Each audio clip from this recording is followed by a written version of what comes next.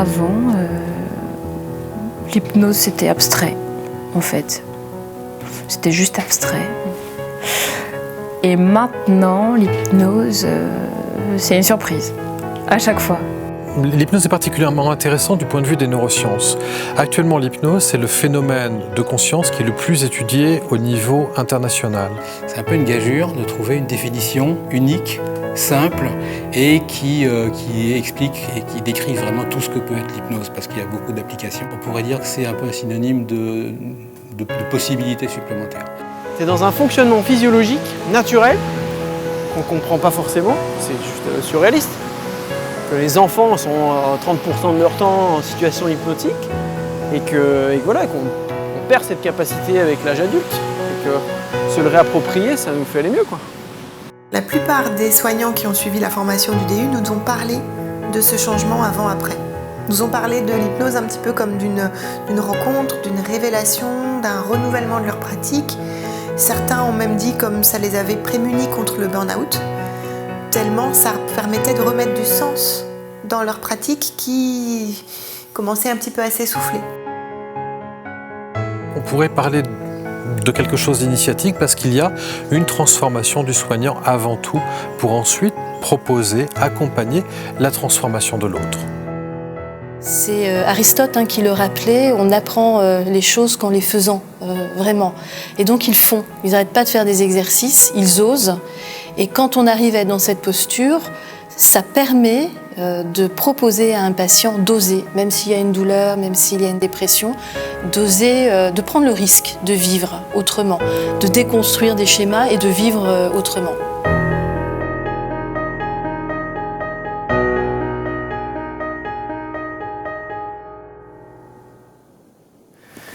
Je pense que c'est l'exercice pendant 10 ans d'infirmière où tu te poses la question au bout de 10 ans ce que tu pourrais apporter de plus aux patients.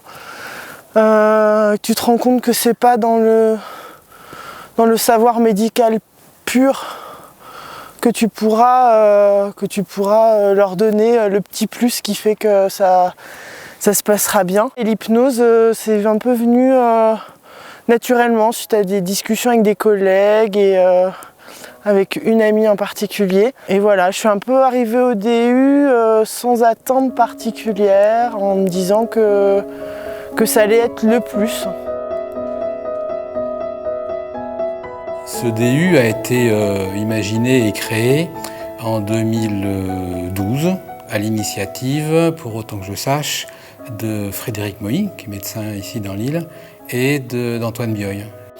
Le DU en fait d'hypnose médicale et clinique est arrivé non pas pour créer quelque chose sur l'île de la Réunion, mais est venu dans la continuité de quelque chose, puisque ça fait des années qu'une formation existait déjà en hypnose et puis également que des praticiens venaient de métropole avec une formation en hypnose. Ce qui fait que le DU est venu finalement à la fois élargir le public de soignants qui pouvaient venir pratiquer en hypnose, mais aussi est venu confirmer les pratiques de ceux qui exerçaient déjà, et puis on l'espère également d'unir un petit peu ces pratiques autour d'un diplôme universitaire. Une des idées maîtresses dans ce DU, c'est de proposer beaucoup d'exercices, beaucoup de pratiques dès le début, pour éviter justement de retomber dans un DU, dans une formation trop théorique, parce qu'il est important pour apprendre l'hypnose de pratiquer très vite, très tôt, et donc dès le début, c'est l'option qui a été choisie dans ce DU. Qui permet de rapprocher ces deux mots, de bien de diminuer cette émotion, cette sensation. J'ai découvert l'hypnose il y a peut-être 17 ou 18 ans et ça a révolutionné, changé vraiment ma pratique clinique. Je travaillais déjà en centre antidouleur et c'est vrai que lorsque j'ai commencé à mettre en place l'hypnose, j'ai pu constater rapidement les effets à la fois sur des douleurs aiguës, sur des douleurs chroniques, toujours en complémentarité avec les pratiques de soins habituelles ou les médicaments. On était 3 collègues anesthésistes à avoir fait cette formation en 2014. Et tous 3 avions des motivations un peu différentes, mais on était assez dubitatifs. Et c'est ça qui nous a particulièrement marqué, c'est que Au fur et à mesure de la formation, on a non seulement découvert, puis adhéré, puis complètement embrassé cette formation et la pratique de l'hypnose, quasiment quotidiennement. Ouais.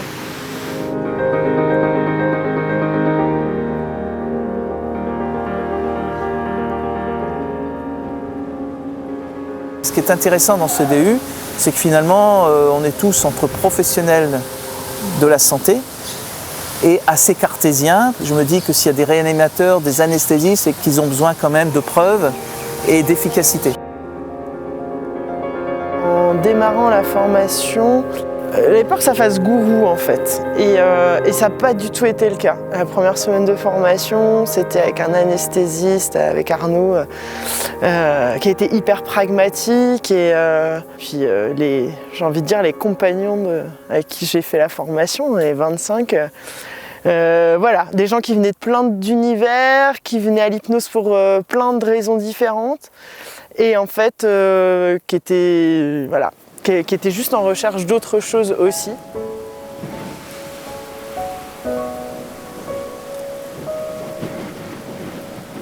D'amuser, plus, peut-être prendre de la hauteur pour voir tous ces moments encore plus intensément. Grâce à cela, imprimer ces moments pour se souvenir, comme une bonne chanson qu'on écoute encore et encore. Moi, mon métier de sage-femme, en fait, il y a plusieurs facettes et ce que je préfère, c'est faire des accouchements. J'aime bien faire les accouchements sans péridurale, en fait. Parce que là, effectivement, on ne sait pas comment ça va se passer, parce qu'à tout moment, la patiente en face peut, avec la douleur, partir un peu dans tous les sens. Et il y a vraiment quelque chose à gérer à ce moment-là, différent de la technique vraiment. Et l'hypnose est un moyen de pouvoir aider ces patientes-là plus spécifiquement. C'est vraiment pour ça au départ que j'y ai vu mon intérêt vraiment dans cette orientation-là. Après j'ai découvert qu'il y avait beaucoup d'autres choses à faire, mais voilà. Alors au départ, pour être honnête, je voulais voir un peu comment faisait Mesmer. Là. Vous savez, le monsieur qu'on voit à la télé et qui endort tout le monde et que l'actualité a dit qu'il a même fallu intervenir les urgences parce qu'il y a un monsieur qui a été totalement hypnotisé après un de ses spectacles via la télévision et qu'il était dans un autre monde irréveillable. C'était dans la presse il y a quelques jours. Et je me disais, mais comment il fait? Mais je ne suis pas sûr d'avoir une réponse par le biais de cette formation d'hypnose, tout simplement parce que cette formation, c'est de l'hypnose médicale. La particularité de l'hypnose, c'est qu'elle véhicule beaucoup de croyances, beaucoup de représentations. Et c'est vrai que notamment le spectacle amène finalement le patient à penser que pour qu'il puisse se réinscrire dans sa vie, reprendre un axe dans son existence, il va falloir que l'on prenne possession de lui. Les vieilles images de l'hypnose où il y a le fascinateur. Et donc c'est vrai qu'il y a cette croyance du côté des patients qui perdure encore, qu'il y a une forme de prise de possession.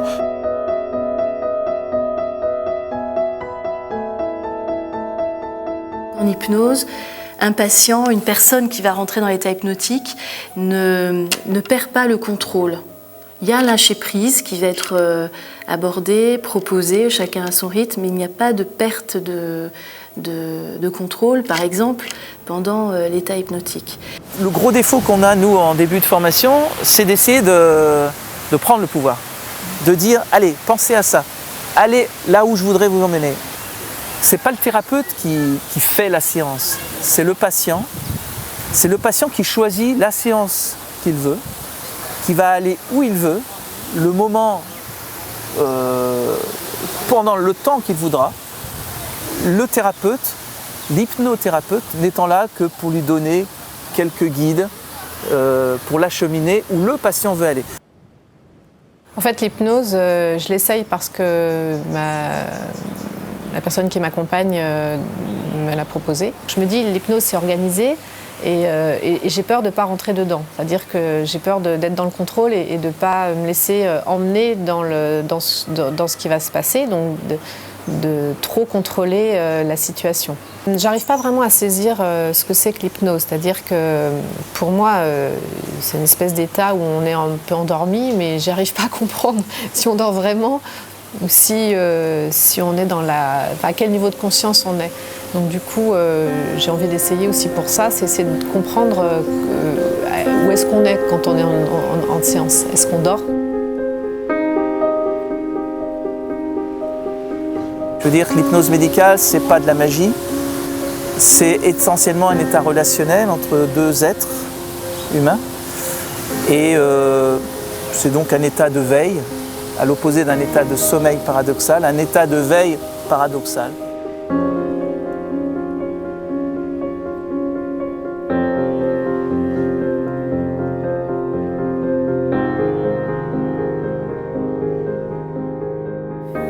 En fait, l'état de transe, c'est un état naturel. Et d'ailleurs, les bébés, les nourrissons, ils sont en transe la plupart du temps. Ils sont dans un état de transe quasi permanent et en fait, on va désapprendre à entrer en transe plutôt. En grandissant avec notre culture, en particulier occidentale, qui met vraiment l'accent sur l'utilisation du mental au niveau des fonctions cognitives. Et assez vite, on va dire aux enfants, redescends sur terre, reviens ici, arrête de rêver, etc. Alors qu'en fait, ils sont dans un état de transe. Donc parfois, il faut réapprendre à se laisser aller en transe, mais à la base, c'est une fonction naturelle que nous avons tous.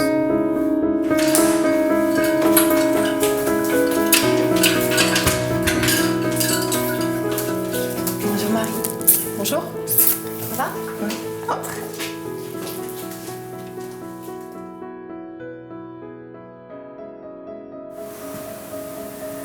Voilà, et tu peux fermer les yeux, peut-être assise, peut-être allongée ou debout. Tout est bien. De laisser aussi ton odorat sentir les odeurs éventuellement. Peut-être l'odeur presque imperceptible de l'eau. D'autres odeurs de nature dans cet endroit. Dans ce lieu intérieur et extérieur à la fois, qui est un lieu sécure.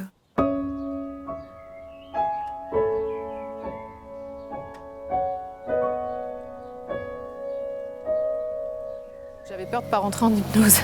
Donc, du coup, ça s'est bien passé. J'ai pas vraiment même vu l'entrée en hypnose parce j'étais assise et elle m'a demandé à un moment donné de me mettre à l'aise et de me coucher si je voulais. Et en fait, je me suis juste appuyée sur un coussin et voilà. Je n'ai pas vraiment vu que je rentrais en hypnose dans l'histoire. Donc c'était assez surprenant. Voilà, je trouve que ça s'est fait de façon simple. Simplement, enfin, voilà, simple. Bizarrement, je pensais que ça me servirait pour moi-même. C'est-à-dire que la séance, les bienfaits de ces séances me serviraient pour moi-même. Et je pense que, au-delà de pour moi-même, ça va me servir à changer ou à être plus attentive dans la relation avec mes enfants. Et ça, c'est surprenant. Donc un premier cas clinique, ça a été la prise en charge d'un ami qui, à l'occasion d'un accident de voiture, s'est cassé les 2 avant-bras avec un trauma thoracique. Et donc ça a été assez bien parce que, outre une douleur énorme, une anxiété, finalement on s'est retrouvé où je lui ai proposé en lui disant je suis en cours de formation d'hypnose et si tu veux bien, on n'a qu'à se lancer, on n'a qu'à faire ça ensemble. Et autant pour lui que pour moi, et je sais que lui maintenant il continue à faire de l'hypnose, il a fait de l'auto-hypnose et voilà, il y a eu 3 séances successives avec lui. Une première lors de la prise en charge, lors de l'anesthésie des bras, et puis après il y a une deuxième prise en charge la nuit même sur des renforts analgésie parce qu'il fallait lui faire des radios et donc pour mobiliser des bras qui étaient complètement immobilisables, on a eu des résultats absolument stupéfiants et puis 2 jours après pour aller lui faire une prise de sang alors qu'il était plus capable de supporter la moindre prise de sang et le moindre contact. Voilà, il s'est même interrogé alors que j'avais fini les prélèvements de quand est-ce que j'allais piquer. Donc le vrai patient zéro pour moi c'est lui. L'hypnose va permettre à quelqu'un de percevoir et de ressentir ce qui est imaginé dans l'état hypnotique comme la réalité. Et ça, il y a une application très importante dans le domaine de l'analgésie ou de l'anesthésie. Si quelqu'un en état d'hypnose commence à moduler une douleur, à percevoir que la zone douloureuse diminue, à changer la couleur de la perception de sa douleur ou déplace la douleur, ça va être traité par le cerveau comme si c'était la réalité. Et il y a des effets d'analgésie.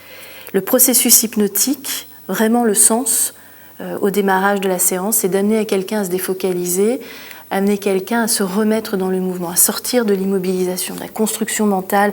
J'ai mal, je vais avoir mal tout le temps, je m'en sortirai pas, je suis stressée, je serai tout le temps stressée. Le patient arrive focalisé sur sa problématique. Les inductions sont là pour remettre en mouvement et ouvrir petit à petit ce processus hypnotique.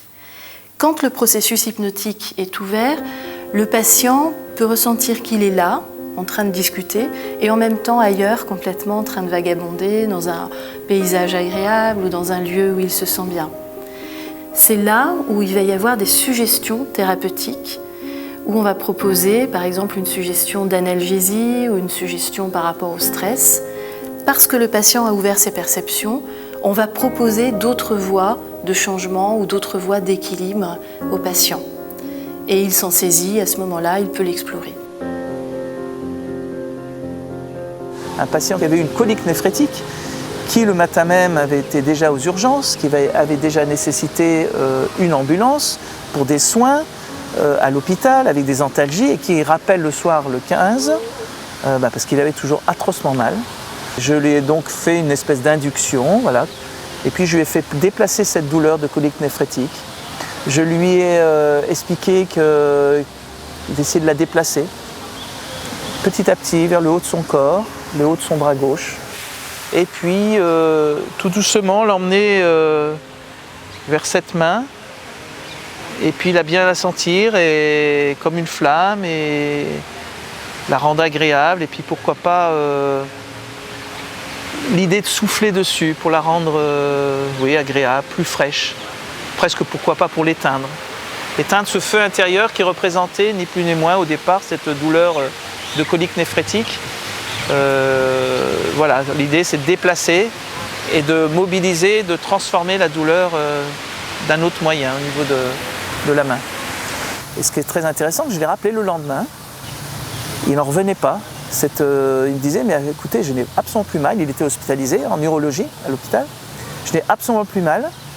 Dès que ça recommence, écoutez, je fais votre méthode, docteur, et puis ça part. Je vais vous proposer, comme c'est l'hiver, d'enfiler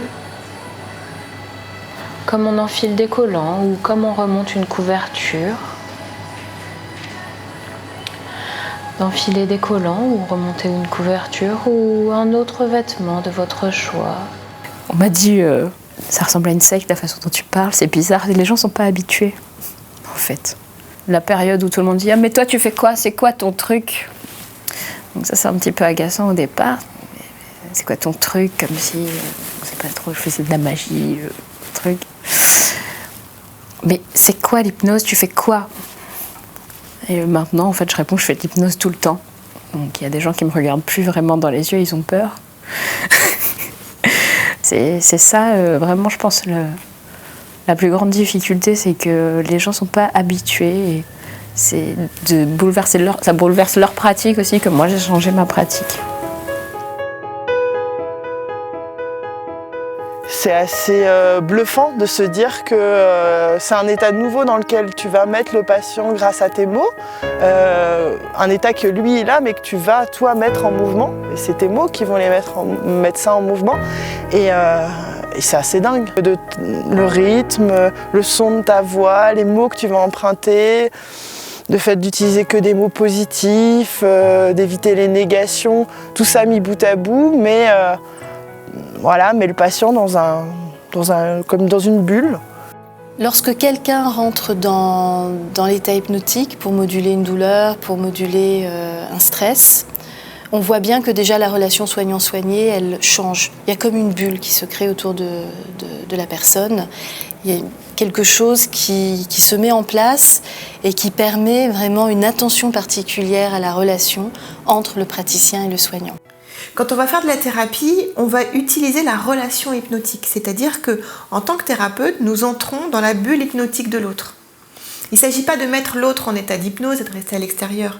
Il s'agit d'accompagner l'autre dans son état d'hypnose. Et donc on se retrouve dans une transe à deux. C'est un petit peu comme une danse, on est tous les deux à l'intérieur. Et c'est pour ça qu'on est bien meilleur thérapeute quand on entre dans la bulle hypnotique de l'autre que quand on reste à l'extérieur. Et que c'est là que je vais avoir justement l'image qui aide, justement le mot juste, c'est bien parce que je suis en transe avec l'autre. Souvent en hypnose, les choses qu'on dit, on est soi-même un peu en transe quand on fait une séance d'hypnose et en regardant les vidéos que j'ai faites, des fois, quand je les regarde et je suis plus en état de transe hypnotique, je dis mais qu'est-ce que j'ai dit ? Les phrases, ni queue ni tête. Mais dans la séance, ça fonctionne et c'est leur but principal. Peut-être l'évolution justement la plus importante dans ce type de formation, c'est d'amener les participants à lâcher le jugement, à lâcher l'intellect, à lâcher la raison quand on est dans le travail hypnotique. Évidemment, en tant que professionnel de la santé, il va y avoir une analyse qui permet un diagnostic, qui permet d'accompagner de façon rationnelle le patient. Quand on accompagne en communication hypnotique, en hypnose conversationnelle ou en hypnose formelle, c'est important pour le praticien de lâcher la raison et le jugement. Cette pression qui est lâchée à ce moment-là, le patient va pouvoir à son tour lâcher le jugement, va pouvoir à son tour finalement lâcher toute cette construction dans laquelle il a pu s'enfermer et tout ce qui va rajouter de la pression dans sa vie. Si un patient m'amène son problème sous la forme d'une métaphore, par exemple, je me sens comme si j'étais dans une boîte enfermée, à ce moment-là, avant, ma posture psychanalytique m'aurait poussé à interpréter ça. C'est-à-dire, pourquoi une boîte, qu'est-ce que ça symbolise pour lui, etc. Et là, avec la posture hypnotique, c'est autre chose, c'est-à-dire que je n'ai pas à savoir pourquoi cette boîte est comme elle est. Je n'ai pas non plus à interpréter ce que c'est que cette boîte, je vais plutôt l'accueillir et on va aller regarder ensemble de plus près cette boîte. Elle est comment ? Qu'est-ce qui pourrait être transformé dans ce vécu-là ? Qu'est-ce qui n'a pas à être transformé là tout de suite ? Et donc on est vraiment dans quelque chose de juste se laisser dérouler le processus. Souvent, quand on a des relations humaines, c'est par le discours, par l'échange verbal. Donc voilà, on essaye d'être le plus empathique avec la personne qui va vous confier ses petits secrets, etc. Et bien ça c'est intéressant en hypnose, parce que cette relation humaine, finalement, la personne n'a pas besoin de vous confier ses petits secrets. Puisque finalement, vous la laissez vivre ou revivre un événement ou un bon souvenir, vous n'avez pas besoin de savoir ce que c'est que ce bon souvenir. Donc on peut rendre intéressant des échanges avec des rapports humains très profonds, sans perte du jardin secret du patient.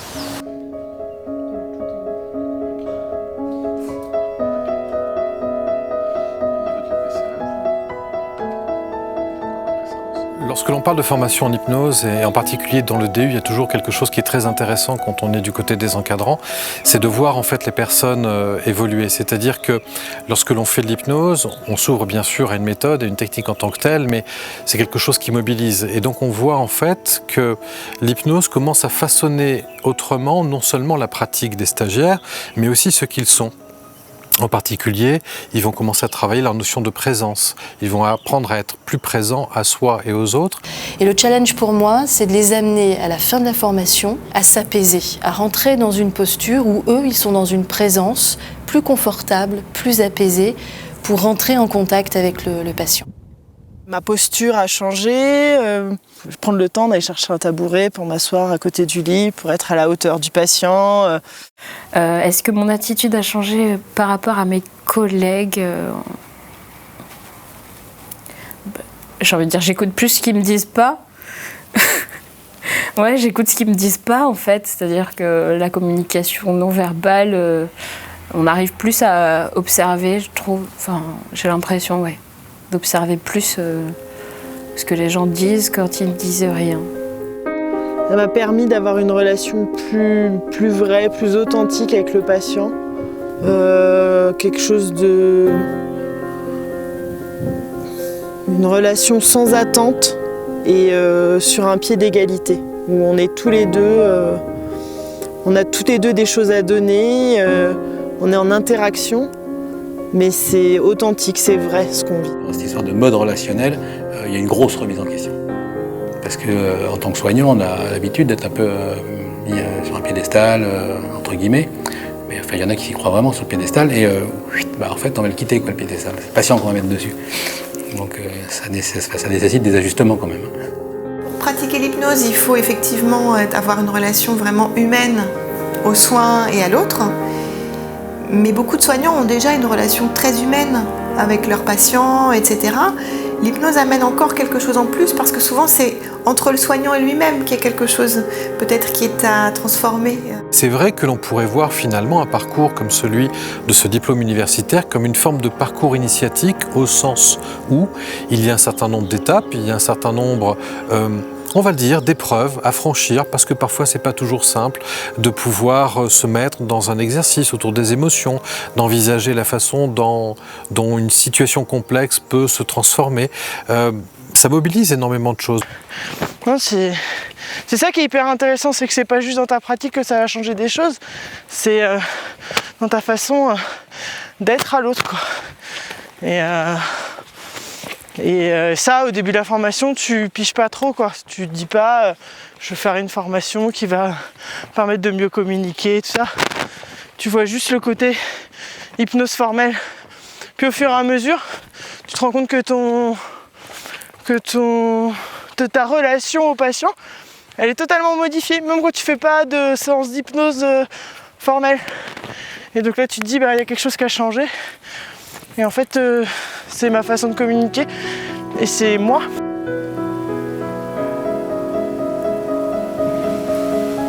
Dans ma pratique quotidienne, l'hypnose a été bien évidemment dans un premier temps de la pratiquer au bloc opératoire dans le cadre de mon activité, autant pour gérer de l'anxiété que de la douleur. Et puis là où ça a vraiment dépassé les attentes, c'est que j'en ai créé une consultation hebdomadaire et que là, ça a été le point de départ d'une exploration constante et puis de découverte constante. Donc on est même au début encore, je pense, de ce que ça nous a permis de découvrir.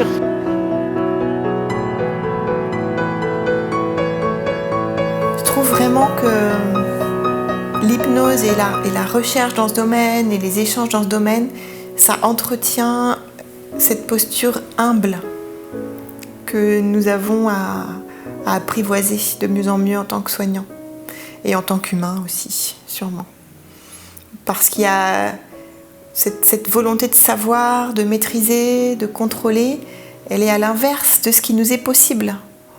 Ce qui me passionne dans l'hypnose, c'est l'extrême liberté qu'elle propose pour le patient. C'est-à-dire que moi, c'est une pratique à laquelle j'ai accroché parce que c'est une pratique qui échappe à tout dogme. On ne peut pas faire école avec l'hypnose parce que ça échappe. Il faut toujours penser, il faut toujours réfléchir à cette pratique, l'expérimenter. Mais c'est une pratique qui permet justement, comme dans ce DU ou dans d'autres formations, de rassembler dans une même pièce des personnes qui sont de professions différentes, des médecins, des infirmiers, des psychologues, tous les professionnels de la santé avec des orientations différentes. Et autour de cette pratique un peu étonnante, non seulement on apprend ensemble une nouvelle pratique, mais on crée de la cohésion en fait, de groupe et des équipes et des unités. C'est ça que je trouve fascinant. Et en même temps, j'ai trouvé que c'était une pratique essentielle pour les patients parce que ça amène une autonomie. On peut transmettre la pratique de l'hypnose, apprendre aux patients à faire de l'auto-hypnose pour revenir dans cet état-là. Ce qu'il y a de plus séduisant dans l'hypnose, finalement, c'est qu'il y a besoin de rien, en fait. Il y a juste besoin de la présence de deux personnes. On n'a pas besoin de médicaments, on n'a pas besoin d'équipements, d'installations, de techniques particulières. On a juste besoin d'avoir deux personnes en présence. Et je pense que c'est ça qui a été décisif dans mon choix. À l'époque où je cherchais en tant qu'anesthésiste un complément à ma pratique, les autres options que j'avais envisagées nécessitaient les unes comme les autres un minimum de quelque chose d'autre. Et dans l'hypnose, il y a juste besoin de la présence et de l'interaction des deux personnes. Et je pense que c'est vraiment ça qui me motive le plus finalement, et qui est le plus intéressant, et le plus intéressant aussi à partager.